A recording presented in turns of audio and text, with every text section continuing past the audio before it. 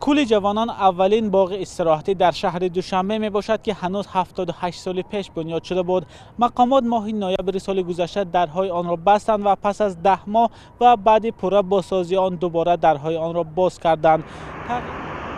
تغییرات اصلی در باغ فرهنگی فراغتی تجدید شده کولی جوانان که در نگاه اول به چشم رسد، دروازه منقش و راهرف‌های همواری با سنگ‌های آرایشی ترمیم شده است. تعداد درختان باغ کهنه را کنده، اطراف راهرف‌ها گل و سبزکاری شده است. یک سال بود که من نآمده بودم اینجا. من حاضر دیدم که همه چیز من ببینم آباد شده است، خوشروی شده است. همین یک وقت ما اینجا میگشتیم این اینقدر جای ناآباد بوده، بی ترتیب و همه جای من اینجا لاتگاه همین چیزا ما میگشتیم که همین بسیار ناآباد جای بود. باغ مذکور را مخصوصاً برای آببازی دوست می‌دارند. حالا اطراف کل هم ترمیم شده، آبش مصفا به نظر می‌رسد.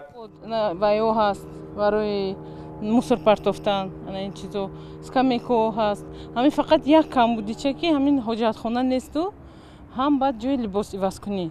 بعد وای کودکا مجبور میشن که با آب افلاس میکنن. هم خنر آب تازه همین روز هم خیلی کودکا هم خیلی آبازی کردن صاف خوشرو. با اینجا وای فیلتر هم داشته است. قایق‌های استراحت در کل هم نو شده، شماره‌شان نیز به مراتب بیشتر شده است.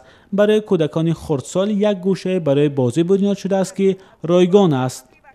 بیشتر خیلی بود.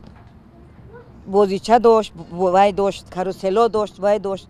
خیلی حاضرم سوز از پیشتر حاضر با نقصتر. من در باشه خیلی ممکن بیارم دمیجم وای کنن مونن خیلی و یگان کاروسلی دیگه. باغ فرهنگی فراغتی کولی جوانان در مساحت 3.5 هکتار بنیاد شده، در آن 500 بیخ درختان سایه افکن و آرایشی را شیناندند.